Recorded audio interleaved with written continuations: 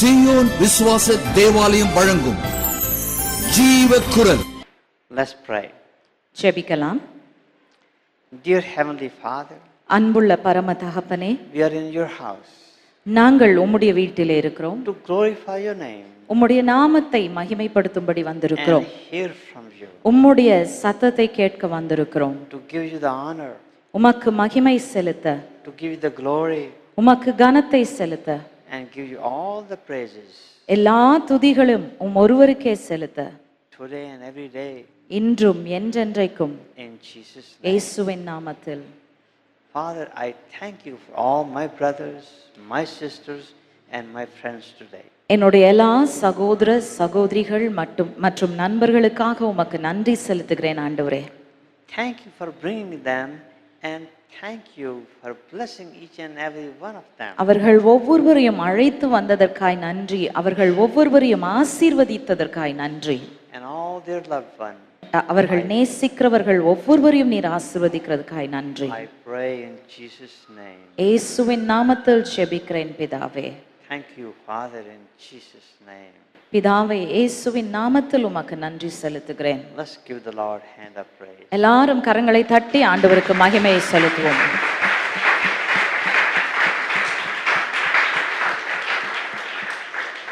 Please take your seats நீங்கள் உட்காரலாம். and let's hear the word of God. தேவனுடைய வார்த்தையை நாம் வாசிக்க போகிறோம். Romans chapter 5 verse 5. ரோமர் 5ஆம் அதிகாரம் 5ஆம் வசனத்தை நாம் வாசிக்க போகிறோம்.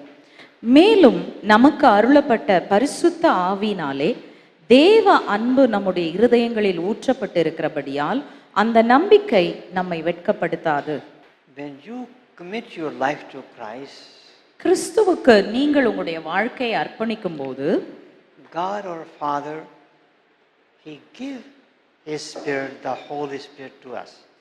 தேவன் தம்முடைய ஆவியாகிய பரிசுத்த ஆவியானவரை நமக்கு கொடுக்கிறார். God's love has been poured out in our hearts through the Holy Spirit. அந்த பரிசுத்த ஆவியானவரின் மூலமாய் தேவனுடைய அன்பு நம்முடைய இருதயங்களிலே ஊற்றப்பட்டிருக்கிறது. And who has been given to us. அவர் நமக்கு கொடுக்கப்பட்டிருக்கிறார். When you commit your life to Christ நீங்கள் கிறிஸ்துவுக்கு உங்களுடைய வாழ்க்கையை அர்ப்பணம் செய்யும் போது and believe in the word of God தேவனுடைய வார்த்தையை விசுவாசிக்கும் போது and follow it அதை பின்தொடர்ந்து அந்த வார்த்தையின்படி நீங்கள் நடக்கும்போது and live in it, அதிலே நீங்கள் வாழும்போது the Holy Spirit God has given to us. தேவன் உங்களுக்கு அளித்த அந்த பரிசுத்த ஆவியானவர், When the Holy Spirit comes, He comes with His love. அந்த பரிசுத்த ஆவியானவர் நீங்கள் அப்படியாக நடக்கும் பொழுது தேவன் உங்களுக்குள் அவரை ஊற்றும் பொழுது தேவனுடைய அன்போடு கூட அவர் உங்கள் இருதயங்களிலே வருகிறார். But you've got to believe in Jesus and receive. ஆனால் நீங்கள் இயேசுவை விசுவாசித்து அவரிடத்திலிருந்து நீங்கள் பெற்றுக்கொள்ள வேண்டியது அவசியமாயிருக்கிறது. And a lot of us have never been loved. நம்மில் அநேகர் நேசிக்கப்படாதவர்களாகவே இருந்திருக்கிறோம். And we don't even know how to receive love. எப்படி அன்பை பெற்றுக்கொள்வது என்பதை கூட அறியாதவர்களாய் அநேக நேரத்திலே காணப்படுகிறோம். But God's love is unconditional. ஆனால் தேவனுடைய அன்போ நிபந்தனையற்ற ஒரு அன்பாய் இருக்கிறது. God doesn't love you because who you are and what you've done. நீங்கள் என்ன செய்திருக்கிறீர்கள் என்பதினாலேயோ அல்லது நீங்கள் யாராய் இருக்கிறீர்கள் என்பதினாலேயோ தேவன் உங்களை நேசிக்கவில்லை. He loves you because just He loves you. அவர் நீங்கள் எப்படி இருக்கிறீர்களோ அப்படியே உங்களை நேசிக்கிறார். Don't look at yourself. உங்களையே நீங்கள் பார்த்து, A lot of people, they think they don't deserve. நான் நேசிக்கப்படத்தக்க ஒரு நபர் அல்ல அல்லது இதற்கு நான் தகுதி அல்ல என்று அநேகர் தங்களை குறித்து யோசிப்பது உண்டு. Because they are not worth to nothing. ஏனென்றால் நாங்கள் எதையும் செய்ய தகுதி அல்ல என்று யோசிக்கிறார்கள். They look back the things what they have done wrong. அவர்கள் தங்களுடைய வாழ்க்கையை பின்னிட்டு திரும்பி பார்த்து தாங்கள் தவறாக செய்த காரியங்களை கவனிக்கிறார்கள். But God already knows what you have done wrong. ஆனால் தேவனோ நீங்கள் ஏற்கனவே என்ன தவறு செய்தீர்கள் என்பதை நன்றாகவே அறிவார். He is looking at you, what you will be when the Holy Spirit went through with you. தேவன் உங்களை காணும்போது நீங்கள் என்ன செய்தீர்கள் என்பதை பார்க்காமல் பரிசுத்த ஆவியானவர் உங்களுக்குள் வந்தவுடனே நீங்கள் யாராய் இருப்பீர்கள் என்பதையே உங்களுக்குள் காண்கிறார். So to receive His love, ஆகவே அவருடைய அன்பை நீங்கள் பெற்றுக்கொண்டு, as you receive His love, அந்த அன்பை நீங்கள் பெற்றுக்கொள்ளும் போது you learn to love yourself. நீங்கள் முதலாவது உங்களையே நேசிக்க கற்றுக்கொள்ளுங்கள். Just the way God has created you. தேவன் உங்களை எப்படி சிருஷ்டித்திருக்கிறாரோ அந்த பிரகாரமாகவே உங்களை நீங்கள் நேசிக்க கற்றுக்கொள்ளுங்கள். As you love yourself, then you learn to give God love back. நீங்கள் உங்களையே நேசிக்க கற்றுக்கொள்ளும் போது தான் தேவனுக்கு நீங்கள் மறுபடியும் அன்பை திரும்ப செலுத்த முடியும். Then when you look at the other people, மற்றவர்களை நீங்கள் பார்க்கும் பொழுது you are not looking at that what they have done wrong, what is wrong with them. தேவன் உங்களை எப்படி பார்க்கிறாரோ அதே வண்ணமாக நீங்களும் பார்க்க ஆரம்பிப்பீர்கள். அவர்கள் என்ன தவறு செய்திருக்கிறார்கள் என்பதோ அல்லது அவர்கள் எப்படிப்பட்ட மோசமான மக்களாய் இருக்கிறார்களோ என்பதையும் நீங்கள் காண மாட்டீர்கள். But you remember, you were just one of them yesterday. அவர்களை பார்க்கும் பொழுது நீங்கள் யோசிப்பீர்கள், நேற்று வரையிலும் நானும் அவர்களில் ஒருவனாகத்தான் இருந்தேன், அவர்களைப் போல மோசமாகத்தான் இருந்தேன். How God's love has changed you, God can also change them. தேவனுடைய அன்பு எப்படி என்னை மாற்றிட்டோ அதே போல இவர்களையும் மாற்றக்கூடும் என்று நீங்கள் காண ஆரம்பிப்பீர்கள். And the love God has poured into your heart, you start loving others with the same love. தேவன் உங்களுடைய இருதயங்களிலே ஊற்றின தமது அன்பை கொண்டு நீங்கள் மற்றவர்களையும் நேசிக்க ஆரம்பிப்பீர்கள். I was trying to love a lot of people with I thought I want to love them perfectly. நான் அநேகரை நேசிக்கும்படியாக பிரயாசப்பட்டேன், முயற்சி செய்தேன். அவர்களை நேசிக்கும் பொழுது பிழையற்ற விதத்தில் முழுமையாக அவர்களை நேசிக்க வேண்டும் என்று நான் நினைத்தேன். When I love them with my love perfectly, I always fail. என்னுடைய அன்பை கொண்டு அவர்களை குறைவற்ற விதத்தில் நேசிக்க வேண்டும் என்று நான் முயற்சி செய்த பொழுதெல்லாம் நான் தோல்வி அடைந்தேன். I realize my love is not perfect. அப்பொழுதுதான் என்னுடைய அன்பு குறைவற்ற அன்பு அல்ல என்பதை நான் உணர்ந்து கொண்டேன். So I learned to love with His love. அப்பொழுது நான் தேவனுடைய அன்பை கொண்டு மற்றவர்களை நேசிக்க கற்றுக்கொண்டேன். Saint John says in the Bible, யோவான் வேதத்தில் இப்படியாக சொல்லுகிறார், there is no fear in love, but perfect love drives out all fear. அன்பிலே பயமில்லை, பூரண அன்பு பயத்தை புறம்பே தள்ளும் என்று சொல்லுகிறார். And that's the love of God. அதுதான் தேவனுடைய அன்பு. When you look at people with His love, தேவனுடைய அன்பை கொண்டு நீங்கள் மக்களை காணும்போது you have no fear, and the love of God drive out fear out of their lives. நீங்கள் தேவனுடைய அன்பை கொண்டு மக்களை பார்க்கும் பொழுது உங்களுக்கும் பயமில்லை, அவர்களுக்குள் இருக்கிற பயத்தையும் நீங்கள் அந்த அன்பினாலே புறம்பே தள்ளுகிறீர்கள் என்று பார்க்கிறோம். But the love is flowing through you. ஆனால் அந்த அன்பு உங்களுடையது அல்ல, அது உங்கள் மூலமாய் கடந்து போகிற தேவனுடைய அன்பு. And God's love flow through you. God put more and more love in you. தேவனுடைய அன்பு உங்களுக்குள் இருந்து மற்றவர்களுக்குள் கடந்து போக இன்னும் அதிகமாக தேவன் தம்முடைய அன்பை உங்களுக்குள் ஊற்றுகிறார். About 20 years ago, 20 ஆண்டுகளுக்கு முன்பதாக I went to store with my wife because she wanted to buy a dress. என் மனைவியோடு கூட நான் ஒரு கடைக்கு போனேன். அவள் ஒரு Dress வாங்க வேண்டும் என்று சொன்னாள். A small store, and there's a little girl, probably 2.5, 3 years old, and she's crying so hard. Everybody was tired of her. அந்த கடைக்குள் சென்றபோது அங்கே 2.5 வயது அல்லது 3 வயது உள்ள ஒரு சிறிய பெண் மிகவும் அதிகமாக தேம்பி அழுது கொண்டிருந்தாள். எல்லாருக்கும் அவளை கண்டு மிகவும் சோர்ந்து போனார்கள். Mother tried, everybody tried, give a chocolate, she throw away. தாய் அவளுக்கு சாக்லேட் கொடுத்து பார்த்தார்கள். அந்த கடைக்குள் இருந்த மற்றவர்களெல்லாம் அவளை சமாதானப்படுத்த அவளுடைய கையிலே மிட்டாய்களை கொடுத்து பார்த்தார்கள். ஆனால் எல்லாவற்றையும் தூக்கி எறிந்து விட்டாள். She's sitting on the floor crying. அவள் அங்கே தரையிலே உட்கார்ந்து கொண்டு அழுது கொண்டே இருக்கிறாள். and tears are coming, she wiped her tear like this. அவள் கண்களிலிருந்து தண்ணீர் ஓடிக்கொண்டிருக்கிறது. அந்த கண்ணீரை அவள் அப்படியே துடைக்கிறாள். Then her nose is running. அது மட்டுமல்ல, இப்படி அழுது அழுது அவளுடைய மூக்கிலிருந்தும் தண்ணி ஓட ஆரம்பித்தது. She wipe her nose, wipe her tear. கண்ணீரை துடைக்கிறாள், மூக்கை துடைக்கிறாள். She's sitting on the floor, kicking her legs. தரையிலே உட்கார்ந்து கொண்டு கால் இரண்டையும் போட்டு உதைத்து கொண்டிருக்கிறாள். Her hand was like glue. அவளுடைய கையை பார்த்தா இந்த கண்ணீரும் இந்த மூக்குல இருந்து வந்த சளியும் அவ கையில அப்படியே கம்மு மாதிரி ஒட்டிக்குச்சு. And I don't know who is the mother and what can I do for her. தாய் யார் என்றே எனக்கு தெரியாது. இப்ப நான் இந்த பிள்ளைக்காக என்ன செய்வது? But what the Bible says, ஆனால் வேதம் என்ன சொல்லுகிறது? love one another.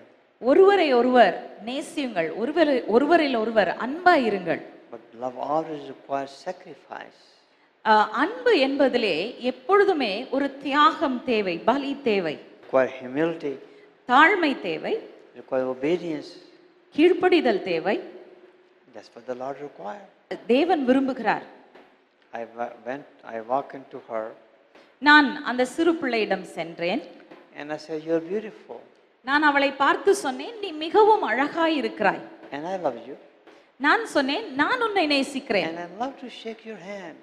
நான் சொன்னேன், உன் கையை நான் குலுக்கலாமா? I had no idea. Mother was standing by. அந்த தாய் பக்கத்திலே நின்றாள். She said, I dare not to shake her hand. அந்த தாய் சொன்னார்கள், நான் கையை கொடுக்க மாட்டேன் இந்த நேரத்துல.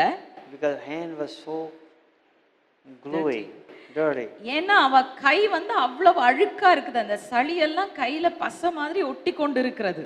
There's a pin drop silence in the whole store because there's no noise. Everybody's neck turned around. நான் இப்படி சொன்ன உடனே அந்த கடையில அப்படியே ஒரு அமைதல் உண்டாயிற்று. யாருமே பேசல, எல்லாரும் திரும்பி என்ன பார்த்து கொண்டு இருக்கிறார்கள். One lady came, she worked at the store, she's crying. ஒரு சகோதரி அங்கே வந்தார்கள். அவர்கள் அந்த கடையில வேலை செய்கிறவர்கள். அவள் அழுது கொண்டே வந்தாள். And she said, I perceive you're a prophet. அவள் என்னிடத்தில் சொன்னாள், நீங்கள் நிச்சயமாக ஒரு தீர்க்கதரிசியாக இருக்க வேண்டும் என்று நான் தீர்மானிக்கிறேன். I'm living in adultery. அந்த சகோதரி சொன்னார்கள், நான் பாவத்திலே வாழ்ந்து கொண்டிருக்கிறேன், விபச்சாரத்திலே வாழ்ந்து கொண்டிருக்கிறேன். And she gave her life to Jesus. அந்த நேரத்திலே, அந்த ஒரே நிமிஷத்திலே தன் வாழ்க்கையை இயேசு கிறிஸ்துவுக்கு அர்ப்பணித்தாள். Another woman came. இன்னொரு பெண் அங்கே வந்தார். She said, I'm married, but I have committed a sin. எனக்கு திருமணம் ஆகிவிட்டது, ஆனால் நான் ஒரு பாவம் செய்து விட்டேன் என்று அவர் அறிக்கை செய்தார். Will God forgive me? தேவன் என்னை மன்னிப்பாரா என்று அவர்கள் கேட்டார்கள். I said, yes, you should repent.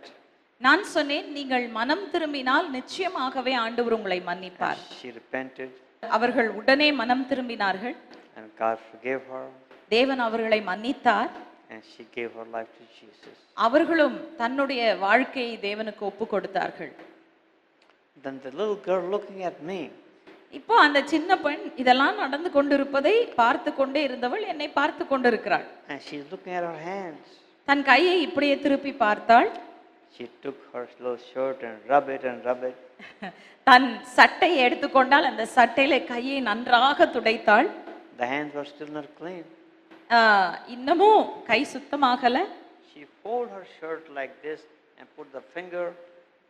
தன் சட்டையை எடுத்து அதை அப்படியே மடித்து விரல்களிலே இருந்த எல்லாவற்றையும் துடைத்து சுத்தமாக்குகிறாள். Then I shake her hand. அதற்கு பின்பு கையை கொடுத்தாள். நான் அவளுடைய கையை பிடித்து அவளுடைய கையை குலுக்கினேன். Love changes. அன்பு மாற்றுகிறது. Because this is the love of the Lord. இந்த தேவனுடைய அன்பு, இது தேவனுடைய அன்பா இருக்கிறதுனாலே மாற்றுகிறது. You love to shake hand of somebody who's clean. நன்றாக சுத்தமாக நன்றாக இருக்கக்கூடியவர்களை கை கொடுத்து அவர்களை வாழ்த்தும்படி நாம் விரும்புவோம். He or she can bless you, give you something. அவர்கள் ஏதாகிலும் உங்களுக்கு கொடுக்கலாம். But when somebody can do nothing for you, ஆனால் ஒருவர் உங்களுக்கு ஒன்றுமே செய்ய முடியாது என்ற நிலை இருக்கும் பொழுது, when you love them with the love of the Lord, அவர்களை தேவனுடைய அன்பை கொண்டு நீங்கள் அவர்களை நேசிக்க முடியுமா? and the Lord will bless you on their behalf. அவர்கள் உங்களுக்கு ஒன்றும் கொடுக்க முடியாவிட்டாலும் அவர்கள் சார்பாக தேவன் உங்களை ஆசீர்வதிப்பார். So we need to receive the love and pass on that love to others. ஆகவே நாம் அந்த அன்பை பெற்றுக்கொண்டு மற்றவர்களுக்கு அந்த அன்பை கடந்து போக செய்ய வேண்டியவர்களாயிருக்கிறோம். So a lot of people, they never learn to love how they can give love to anyone. அநேகர் மற்றவர்களை நேசிக்க கற்றுக்கொள்வதே இல்லை. As you obey the Lord, நீங்கள் தேவனுக்கு கீழ்ப்படியும் போது and the Holy Spirit come and dwell in you. பரிசுத்த ஆவியானவர் உங்களுக்குள் வந்து உங்களுக்குள் வாசமாய் இருக்கும் பொழுது Lovingly, kindly, gently, He starts changing you all what you were and make you what God wants you to be. அன்போடு மெதுவாக உங்களை மாற்றி நீங்கள் யாராய் இருக்கிறீர்களோ அதிலிருந்து உங்களை மாற்றி தேவன் உங்களை யாராக இருக்க விரும்புகிறாரோ அந்த நபராக பரிசுத்த ஆவியானவர் உங்களை மாற்றுகிறார். He will do all with your permission. ஆனால் எல்லாவற்றையும் உங்களுடைய அனுமதியுடன் தான் அவர் செய்வார். When you commit your life to Jesus, நீங்கள் உங்களுடைய வாழ்க்கையை இயேசுவுக்கு அர்ப்பணிக்கும் போது then the Holy Spirit start changing your life. பரிசுத்த ஆவியானவர் உங்களுடைய வாழ்க்கையை மாற்ற ஆரம்பிக்கிறார். Because remember, He is also living in your heart. ஏனென்றால் அவர் உங்களை நேசிக்கிறார், உங்களுடைய இருதயத்திற்குள் அவர் வாசமாயிருக்கிறார். But the Lord says in the Bible, வேதத்திலே ஆண்டவர் இப்படியாக சொல்லுகிறார், My Father and I come and dwell in you, abode with you. பிதாவும் நானும் வந்து உங்களுடன் வாசமாய் இருப்போம் என்று சொல்லுகிறார். When the Holy Spirit living in you, பரிசுத்த ஆவியானவர் உங்களுக்குள் வாசமாய் இருக்கும்போது so who is going to speak? யார் பேச போகிறார்? He will speak through you. அவர் உங்கள் மூலமாய் பேசுவார். And He Himself will fulfill it. அது மட்டுமல்ல, உங்கள் மூலமாய் பேசுவது மட்டுமல்ல, அவரே பேசுகிற யாவற்றையும் நிறைவு செய்வார் அல்லது அதை நடக்க பண்ணுவார். But it looks to everybody you are speaking. எல்லாரும் பார்க்கும் பொழுது நீங்கள் தான் பேசுகிறீர்கள் என்று நினைப்பார்கள். Because the words that are coming out of your mouth, out of your lips. உங்களுடைய வாயிலிருந்து உங்களுடைய உதடுகளிலிருந்து புறப்படுகிற வார்த்தைகளாகவே அவைகளை காண்பார்கள். But the Holy Spirit speaking through you, and He is the one fulfilling right in front of your eyes. ஆனால் பரிசுத்த ஆவியானவர் தான் உங்கள் மூலமாய் பேசுகிறார். அவரே உங்கள் மூலமாய் பேசுகிறபடினால் அவர் சொல்லுகிற ஒவ்வொரு வார்த்தையும் அவர் தாமே நிறைவேற்றுவார். So receive His love. ஆகவே அவருடைய அன்பை பெற்றுக்கொள்ளுங்கள். And stay with the Holy Spirit. பரிசுத்த ஆவியானவருடன் இணைந்து வாழுங்கள். Simply by obeying the word of God. எப்படி பரிசுத்த ஆவியானவரோடு இணைந்து வாழ்வது என்று சொன்னால் அவருடைய வார்த்தைக்கு கீழ்ப்படிவதின் மூலமாய். When you come with a humble heart, தேவனிடத்தில் ஒரு தாழ்மையுடைய இருதயத்தோடு நீங்கள் வரும்பொழுது, and the Lord hear and answer your prayers right away. தேவன் உங்களுடைய ஜெபங்களை கேட்டு அவைகளுக்கு உடனடியாக பதில் கொடுப்பார். You will not be the same man or woman anymore. நீங்கள் அதே நபராக அதே மனுஷியாக இருப்பதில்லை. Because you believe in Christ. ஏனென்றால் நீங்கள் கிறிஸ்துவில் விசுவாசம் வைத்திருக்கிறீர்கள். And you remember what the Christ has done for you. கிறிஸ்து உங்களுக்காக என்ன செய்திருக்கிறார் என்பதை நீங்கள் நினைவு கூறுகிறீர்கள். Nobody can do and nobody will ever do it for you. யாரும் கிறிஸ்து உங்களுக்காக என்ன செய்தாரோ அதை செய்ததும் இல்லை, செய்யவும் மாட்டார்கள். Because when Christ lives in you, ஏனென்றால் கிறிஸ்து உங்களுக்குள் வாசமாய் இருக்கும்போது everything about you will be totally different. உங்களை குறித்த யாவும் வித்தியாசமாய் இருக்கும். But how do you know the Christ lives in you? கிறிஸ்து உங்களுக்குள் வாசமாய் இருக்கிறாரா இல்லையா என்பது உங்களுக்கு எப்படி தெரியும்? It won't be just the way you talk. நீங்கள் பேசுகிற விதத்தில் மாத்திரம் அது தெரியாது. If you read the Bible, Jesus never shouted and screaming at anybody. வேதத்தை நீங்கள் வாசிக்கும் பொழுது அங்கே சொல்லப்பட்டிருக்கிறது, இயேசு யாரையும் பார்த்து சத்தமாக கூச்சல் போட்டு பேசினதாக எங்கேயும் சொல்லப்பட்டதில்லை. His words were really simple and easy to understand. அவருடைய வார்த்தைகள் மிக எளிமையாகவும் புரிந்து கொள்வதற்கு எளிதாகவும் இருந்தது. A 5-year-old child can read it, understand it. ஒரு 5 வயது குழந்தை, ஒரு சிறு பிள்ளை அதை வாசிக்கும் பொழுது புரிந்து கொள்ளலாமானால், Because he always make it easy for you. ஏனென்றால் ஏன் அப்படி புரிந்து கொள்ள முடியும் என்று சொன்னால், அவர் எல்லாவற்றையும் மிக எளிமையாக சொல்லி இருக்கிறார். Behind is his love. இதற்கு பின்பதாக அவருடைய அன்பு இருக்கிறது. So that's what he does. He loves us. Sorry, He loves us. அவர் நம்மை நேசிக்கிறார். When the Christ lives in you, கிறிஸ்து உங்களுக்குள் வாசமாயிருக்கும் போது, how do you know that? அது எப்படி உங்களுக்கு தெரியும்? It is very simple. இது ரொம்ப எளிமையான ஒரு காரியம். When people look at you, they will hear him. உங்களை ஜனங்கள் பார்க்கும் பொழுது தேவனுடைய சத்தத்தை உங்கள் மூலமாய் கேட்பார்கள். When the people hear you, they know they are hearing Jesus. ஜனங்கள் உங்களுடைய சத்தத்தை கேட்கும் பொழுது இது உங்களுடைய சத்தம் அல்ல, தேவனுடைய சத்தத்தை உங்கள் மூலமாய் கேட்கிறார்கள் என்பதை உணர்ந்து கொள்வார்கள். But when they hear you, அவர்கள் உங்களுடைய சத்தத்தை கேட்கும் பொழுது, when they listen to you, நீங்கள் சொல்வதை அவர்கள் புரிந்து கொண்டு அதற்கு கீழ்ப்படியும் போது, they will hear Jesus. அவர்கள் கிறிஸ்து பேசுகிறதை கேட்டு கீழ்ப்படிவார்கள். When they walk with you, உங்களோடு கூட அவர்கள் நடை போடும்போது, they will discover their fallen Jesus. கிறிஸ்து யார் என்பதை அவர்கள் உங்கள் மூலமாய் அறிந்து கொள்வார்கள். Then you know that Christ lives in you. அப்பொழுது கிறிஸ்து உங்களுக்குள் வாசமாய் இருக்கிறார் என்பதை நீங்கள் அறிந்து கொள்ளலாம். Your action, your lifestyle is just like Christ. உங்களுடைய வாழ்க்கை முறை, நீங்கள் செய்கிற செயல்கள் எல்லாம் கிறிஸ்துவை போலவே இருக்கிறது. So that's what we need to do. அதைத்தான் நாம் இன்றைக்கு செய்ய வேண்டும். Keep the Christ. Keep the Christ. கிறிஸ்துவை நாம் மையமாக வைத்துக் கொள்ள வேண்டும். But we got to keep the word, you keep the Christ. நீங்கள் வார்த்தையை கைக்கொள்ளும் போது கிறிஸ்துவை உங்கள் வாழ்க்கையிலே வைத்திருக்கிறீர்கள். Keep the word, keep the Holy Spirit. வார்த்தையை வைத்துக் கொள்ளுங்கள், பரிசுத்த ஆவியானவரையும் வைத்துக் கொள்ளுங்கள். And the Holy Spirit will remain with you all the time. பரிசுத்த ஆவியானவர் எந்த நேரமும் உங்களோடு கூட இருப்பார். No matter where you are, நீங்கள் எங்கே இருந்தாலும் சரி, what you're going through, நீங்கள் என்ன சூழ்நிலைகளை கடந்து போனாலும் சரி, because the eyes of the Lord are focused, fixed on you. தேவனுடைய கண்கள் எப்பொழுதுமே உங்கள் மீது பதிக்கப்பட்டதாயிருக்கும். And fear has no place in your life. தேவன் எந்த பயமும் உங்களுடைய வாழ்க்கையிலே வராது. கர்த்தருடைய ஆசீர்வாதம் நிலைத்திருக்கும். When you read the Bible, anytime the prophets show up, what they say? Fear not.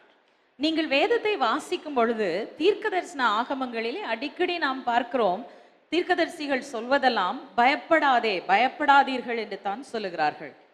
Because they came, God sent a prophet or an angel, they are his servants.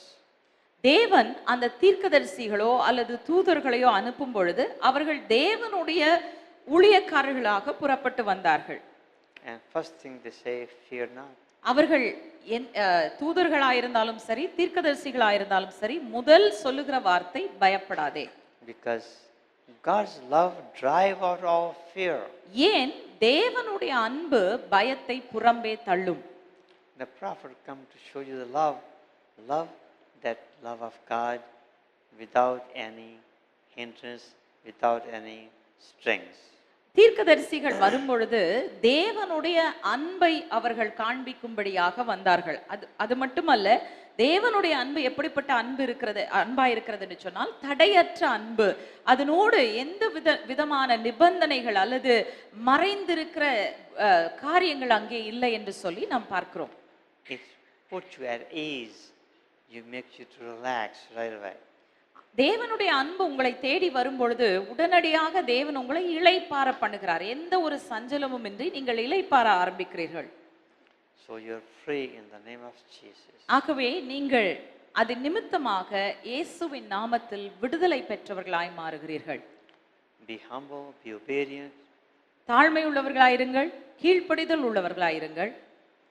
Even to a child, ஒரு சிறு பிள்ளையோடு இடைப்படும் போது கூட இந்த குணாதிசயங்கள் நம்மிடத்தில் காணப்பட வேண்டும். Keep on thanking, keep on praising the Lord. எப்பொழுதும் ஆண்டவருக்கு நன்றி செலுத்தி அவரை துதித்துக் கொண்டிருங்கள்.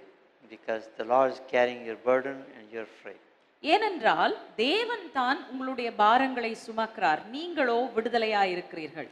So thank you, Father, in Jesus' name. ஆகவே பிதாவே உமக்கு இயேசுவின் நாமத்தில் நன்றி சொல்லுகிறோம்.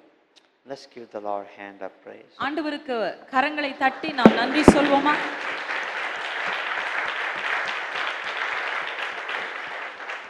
கர்த்தராகிய இயேசு கிறிஸ்துவை சொந்த இரட்சகராக இதுவரைக்கும் நான் ஏற்றுக்கொள்ளவில்லை என்று யாராவது இருந்தால் கரங்களை உயர்த்தும்படி கேட்கிறேன்.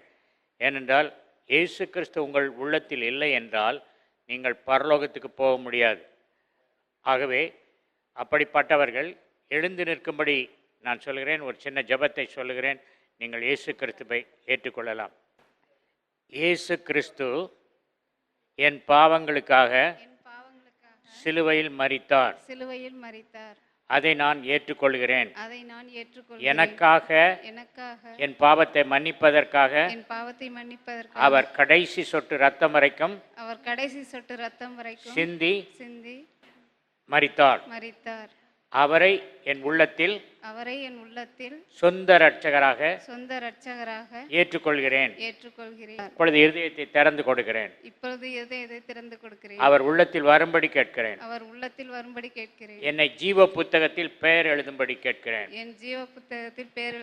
என்னை இந்த நாளிலிருந்து நான் புது பிறவி பரலோகவாசி. இன்று மரித்தால் பரலோகம் போவேன். கர்த்தருக்கு ஸ்தோத்திரம். ஆமென். ஆண்டவருக்கு கரங்களை தட்டி நாம் ஆண்டவருக்கு நன்றி சொல்லி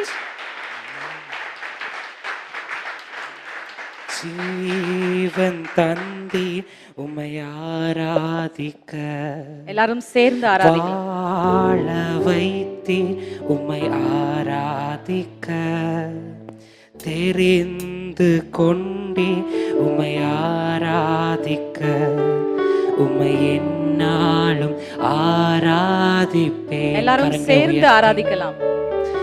ஜீவன் தந்தி உம்மை ஆராதிக்க வாழ வைத்தி உம்மை ஆராதிக்க தெரிந்து கொண்டே உம்மை ஆராதிக்க உம்மை என்னாலும் ஆராதிப்பேன். ஆராதனை ஆராதனை ஆராதனை ஓ நித்தியமானவரே. ஆராதனை ஆராதனை ஆராதனை ஓ நித்தியமானவரே. நீரே நிரந்தரமானவர், நீரே மகிமைக்கு பாத்திர, நீரே மகிமையுடையவர். உம்மை எண்ணம் ஆராதிப்பேன். நீரே நிரந்தரமானவர், நீரே கனத்திற்கு பாத்திர, நீரே மகிமையுடையவர். உம்மை என்றும் ஆராதிப்பேன். ஜெப உதவிக்கு தொடர்பு கொள்ள வேண்டிய மொபைல் எண் 911935100944. போதகர் விக்டர் ஞானராஜ் அவர்களின் ஆழமான வேத ஆராய்ச்சி விளக்கங்கள் MP3யிலும் DVD ப்ளூரேக்களிலும் கிடைக்கும். எங்கள் முகவரி ஜீவக்குரல் 18/32 மங்கம்மாள் சாலை, KK நகர் அஞ்சல், திருச்சி 620021, தமிழ்நாடு, இந்தியா.